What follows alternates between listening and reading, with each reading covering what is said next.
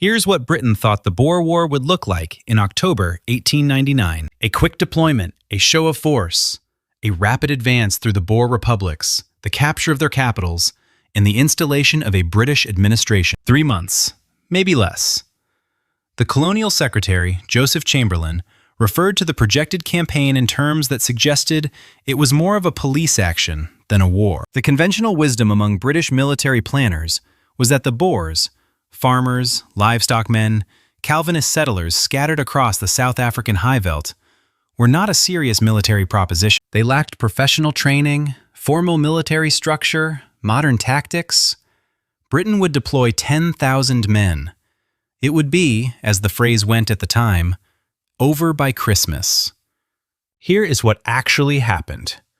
The war lasted 919 days, nearly 2.5 years. Britain committed approximately 450,000 soldiers before it ended, drawn from across the empire: Britain, Australia, Canada, New Zealand, India, against a Boer force that never exceeded approximately 88,000 men under arms at any point, most of them farmers who fought in self-organized units called commandos, supplied by their own farms, armed with modern Mauser rifles, and possessed of an intimate, generational knowledge of the terrain they were defending. The total cost to Britain? Approximately £210 million, the largest military expenditure since the Napoleonic Wars.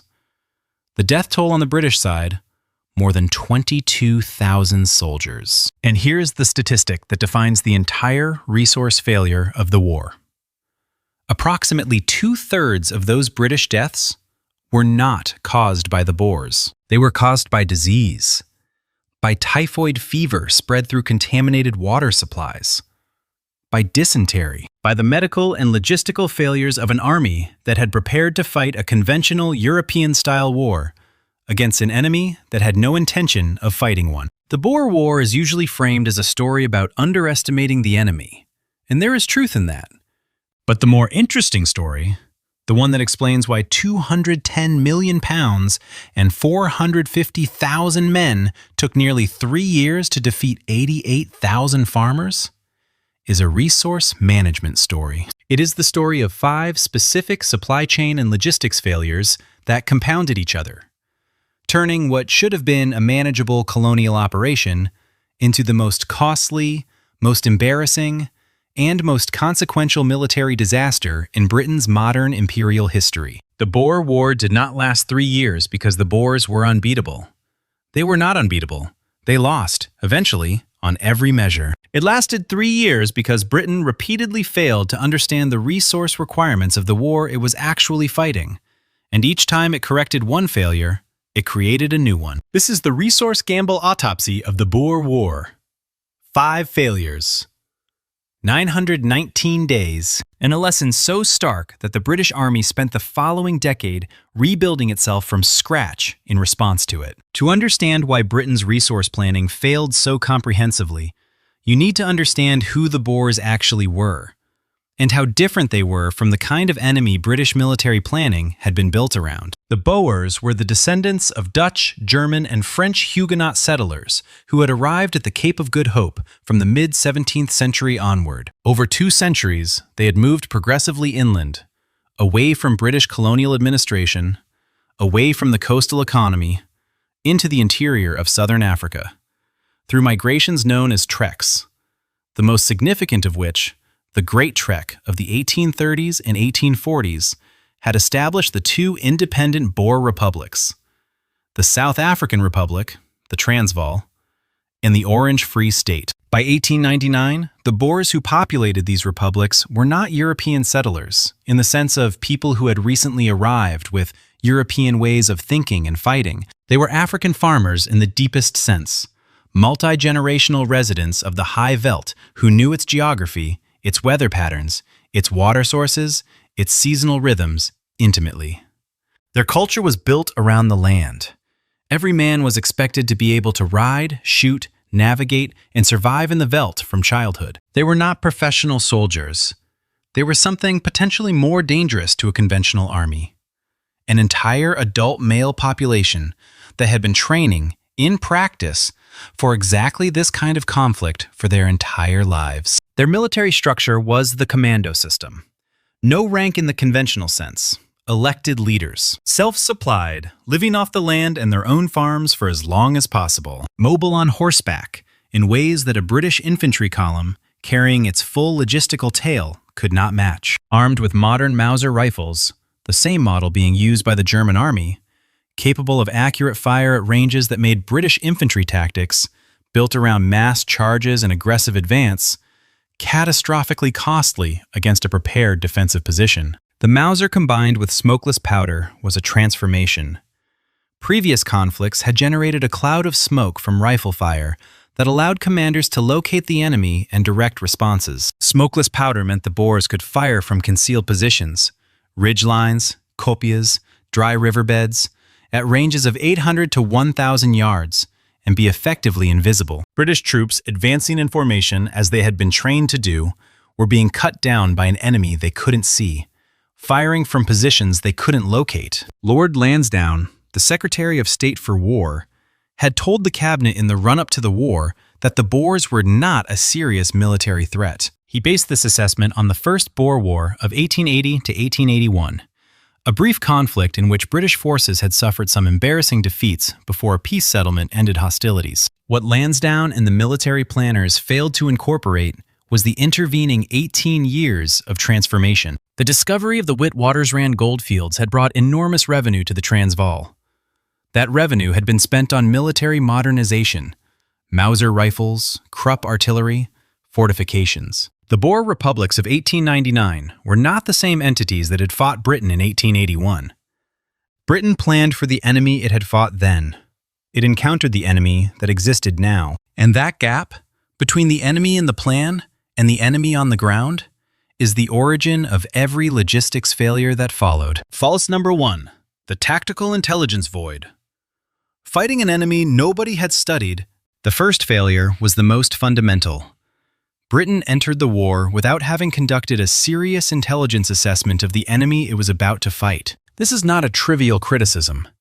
Military intelligence, the systematic study of an adversary's capabilities, tactics, terrain advantages, and likely response to conventional warfare, is the foundation on which resource planning is built. If you don't know what kind of war you're going to fight, you cannot know what supplies, equipment, training, or force structure you need to fight it. Britain's intelligence on the Boers in 1899 was superficial at best. It was largely derived from the reports of officers who had served in the First Boer War of 1881, a conflict that was now nearly 20 years old, fought by an enemy that had materially transformed itself since then. The British Army's staff had not studied Boer tactics in depth, had not wargame scenarios involving the Boer commando system against a British conventional force, and had not seriously modeled the logistical requirements of a prolonged campaign across the vast, roadless, supply-hostile environment of the High Veld. The consequences became apparent immediately.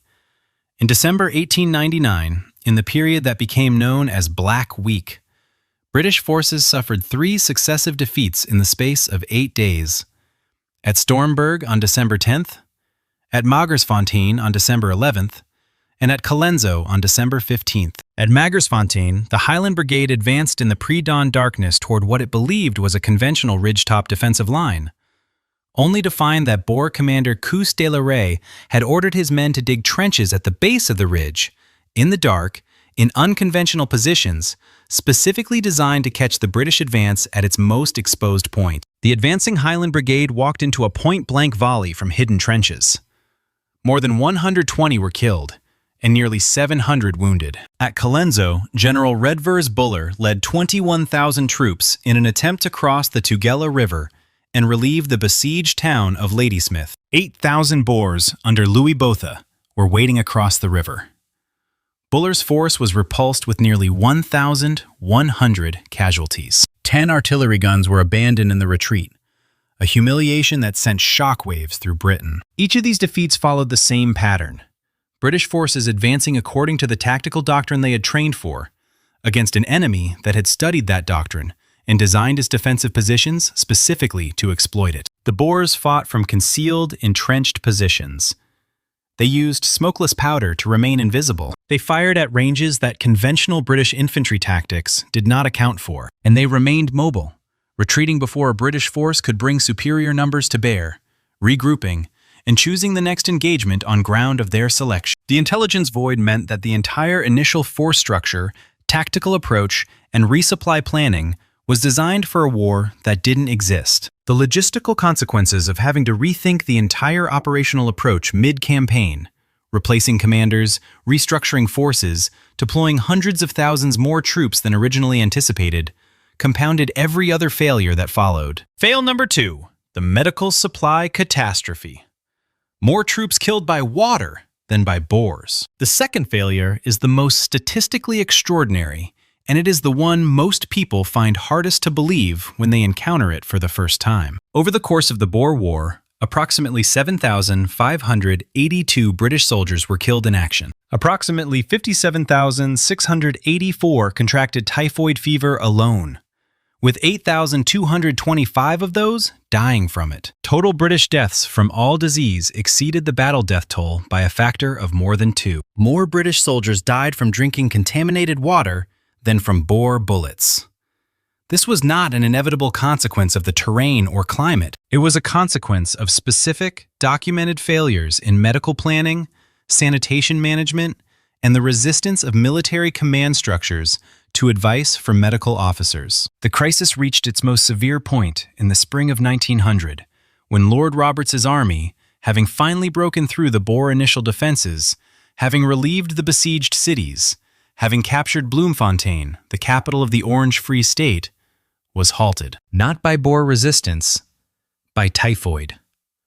At Paardeberg, where the British force had camped while pursuing a large Boer command under General Cronje, troops used the Modder River as their water supply. The river was already contaminated. Boer and British dead, along with the effluent of thousands of men camping alongside it, had made it a disease vector of extraordinary potency. Nobody gave an effective order to purify the water. The army had a vaccine for typhoid developed by Almroth Wright, which had been available since 1896. Its use was not made compulsory. Approximately 95% of British soldiers in South Africa refused the vaccine when it was offered voluntarily because of its side effects. The army did not insist. When the British force occupied Bloemfontein in March 1900, it carried the typhoid epidemic into the city with it. Within a month, between 4,000 and 6,000 soldiers had contracted the disease. The General Hospital, designed for 500 beds, held 1,700 sick, nearly all with typhoid. Arthur Conan Doyle, the creator of Sherlock Holmes, served as a volunteer physician at a field hospital on a cricket pitch in the city, and later wrote that at one point, 50 men died in a single day. More than 1,000 new graves were dug in Bloemfontein Cemetery during the epidemic. Lord Roberts was forced to delay his advance for weeks while the epidemic raged. The army that should have been pursuing and defeating a retreating enemy was paralyzed, immobilized by a disease that was not a military inevitability, but a logistical failure. The Royal Army Medical Corps had been formally established only 1 year before the war began, in 1898. It was dramatically undertrained for the scale of the medical challenge it faced. Medical officers who urged sanitary precautions, the boiling of water, the proper siting of latrines, the movement of camps away from contaminated sources, were frequently ignored by field commanders, who viewed such advice as operationally inconvenient. The consequence was an epidemic that cost Britain more in lives and campaign momentum than any battle of the war. The lesson was clear enough that it eventually became policy. During World War I, typhoid vaccination was made compulsory for British troops. The rate of typhoid deaths fell dramatically. But it took a catastrophe of this scale, nearly 9,000 deaths from a preventable disease in a single campaign, to force the institutional change. Fail number 3. The railway dependency. One Achilles heel for an entire war machine. The third failure was structural and became increasingly crippling as the war progressed. Britain fought a war across a landscape the size of Western Europe, with a supply chain almost entirely dependent on a single railway network. The South African veldt of 1899 had almost no roads in the modern sense. The terrain was vast, Open grassland, dry riverbeds, rocky ridgelines, with enormous distances between any two populated or supply-significant points. The British Army's entire logistical tail — food, ammunition, medical supplies, replacement equipment, fresh troops — moved by rail. The railway was not just important, it was the war. This created a structural vulnerability of extraordinary exploitability. The Boer commandos understood it immediately. From the moment it became clear that conventional resistance to the British advance could not succeed, Boer commanders, particularly the brilliant and elusive Christian de Wet, who became the most celebrated guerrilla leader of the war, shifted their strategy toward the railways. Bridges were blown up, track was torn from sleepers and bent into what British soldiers called Boer ties. Telegraph lines were cut, severing not just communication, but the coordination of supply dispatch. Trains were ambushed.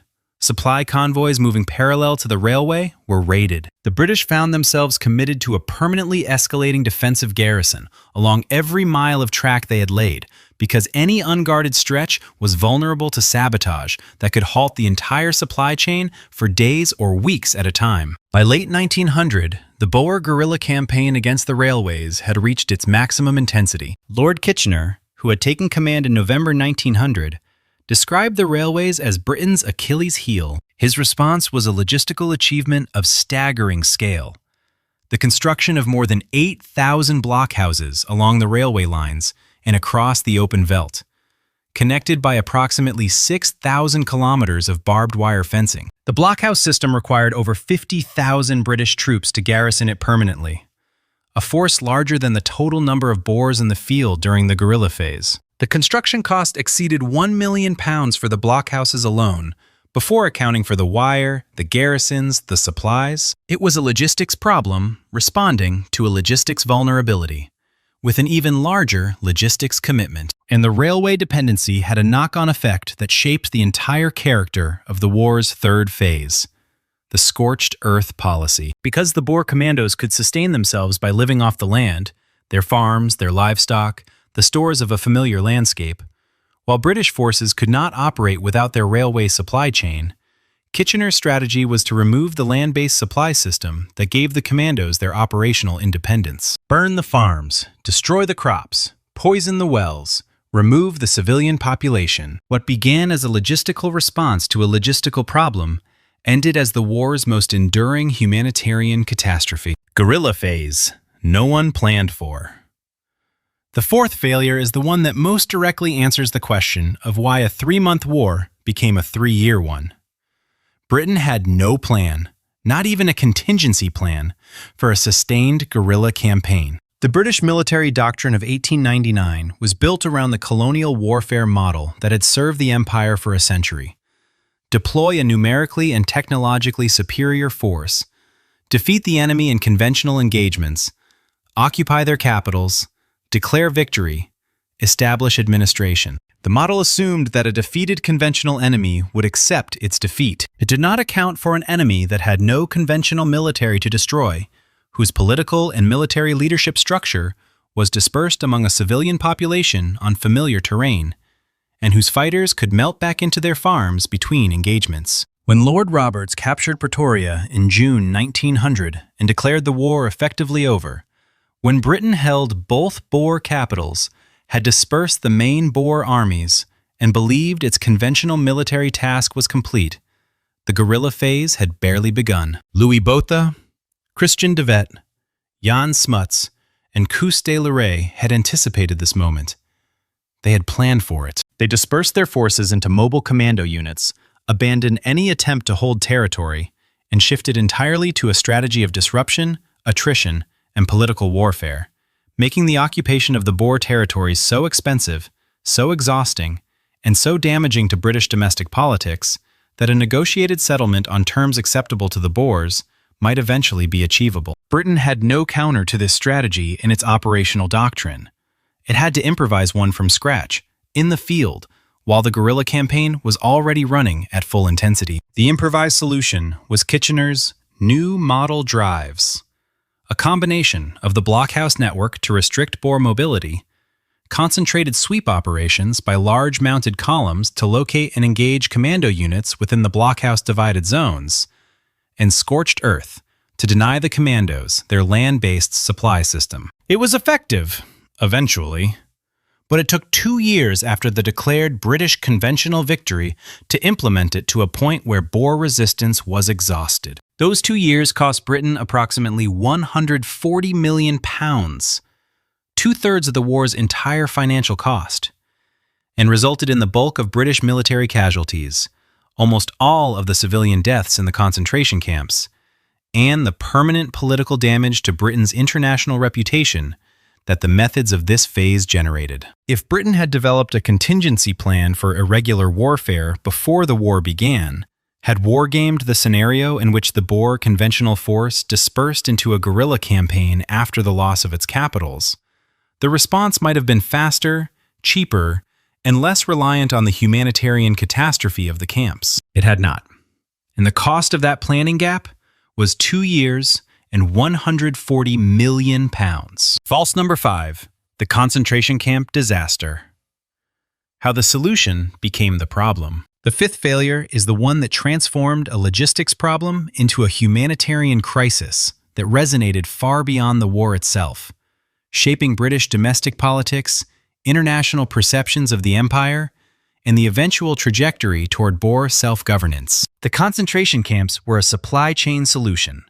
That is essential to understand before anything else about them. Kitchener's scorched earth policy, burning farms, destroying crops, removing livestock, was designed to deprive Boer commandos of their land-based supply chain. But it created an immediate crisis. Tens of thousands of Boer women and children, and significant numbers of black South Africans, were displaced from their destroyed homes with nowhere to go. The camps were initially established as what the British called refugee camps, places where displaced civilians could be housed while the war continued. The logic was functional. If civilians were in the camps, they were not supporting the commandos. If commandos' families were in the camps, some fighters might surrender to be with them. The camp served a military purpose. The execution was catastrophic. The camps were designed and managed with the same logistical incompetence that had produced the typhoid crisis at Bloemfontein. By October 1901, the death rate in the Boer white camps reached 344 per thousand per annum. The infant death rate was 629 per thousand. Children were dying of measles, pneumonia, typhoid, and malnutrition at rates that, in a British domestic context, would have been considered an unthinkable public health emergency. The camps held approximately 150,000 Boer civilians at their peak, about a third of the entire white Boer population. An additional 115,000 black South Africans were held in separate camps, with even less documentation and even less care. In all, approximately 26,000 white Boers died in the camps, 80% of them children, along with an estimated 20,000 or more black Africans. The dead in the camps exceeded the number of Boers who died in combat by a factor of more than 3. Emily Hobhouse, an English social reformer and member of the South African Women and Children's Distress Fund, visited the Bloemfontein concentration camp in January 1901 and was appalled by what she found. She returned to England and reported directly to the Liberal opposition leader, Henry Campbell Bannerman. Campbell Bannerman's response, delivered in a speech at Holborn, became one of the most quoted condemnations of British policy in the war's history. He asked, "When is a war not a war?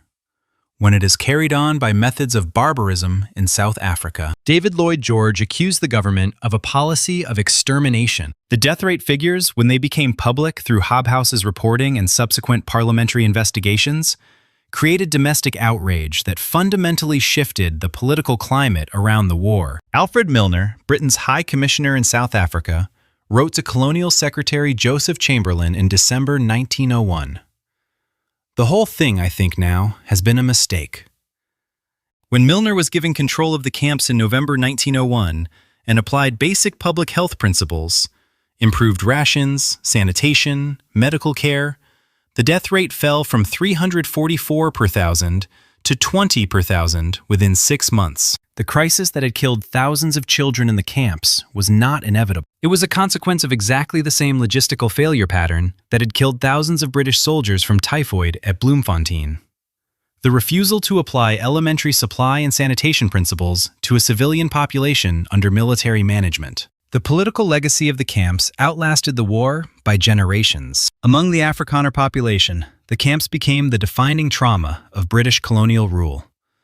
A wound so deep that it shaped the politics of South Africa for the next 100 years. The concentration camps produced not a defeated population reconciled to British rule, but a grievance-fueled nationalism that eventually produced apartheid. A logistical problem created a humanitarian catastrophe. The humanitarian catastrophe created a political disaster. The political disaster outlasted the war by a century. Here is the contrarian lesson of the Boer War's supply collapse, and it is not the lesson that the British Army drew at the time. The British Army looked at the Boer War and concluded, broadly, that its problems had been tactical and medical. It reformed its infantry tactics to allow more individual initiative in fire and movement rather than massed assault. It made typhoid vaccination compulsory for future deployments.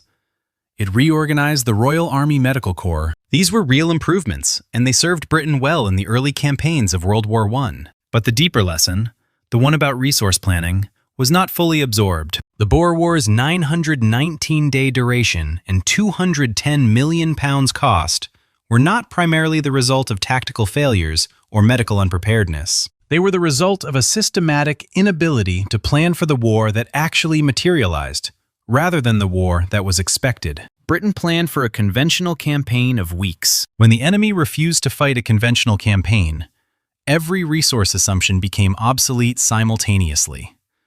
The troop numbers were wrong, the supply quantities were wrong, the medical preparation was wrong, the logistical infrastructure was wrong, and the strategic doctrine was wrong. Each of those failures was correctable in isolation. The compounding problem was that correcting one failure revealed the next, and each correction required additional resources: more troops, more supplies, more engineering capacity, more money.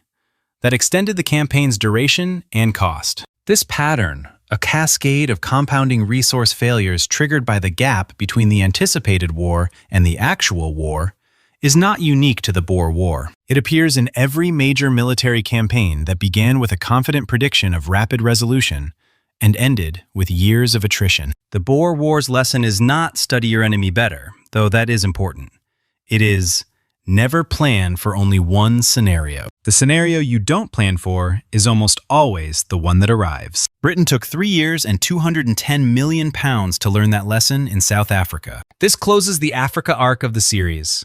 Across 3 days, we've traced the same pattern through 3 different institutional forms. The Indian Railways.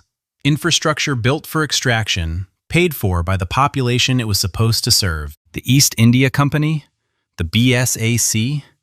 Corporate sovereigns that governed without accountability and failed without consequence for their leadership. The Suez Canal, Ketival, Egypt, the 1956 crisis, debt traps, financial leverage, the conversion of infrastructure into colonization. And the Boer War, the final accounting of an imperial project built on logistics failures, resource miscalculations, and the catastrophic gap between expected wars and actual wars. All of it connected.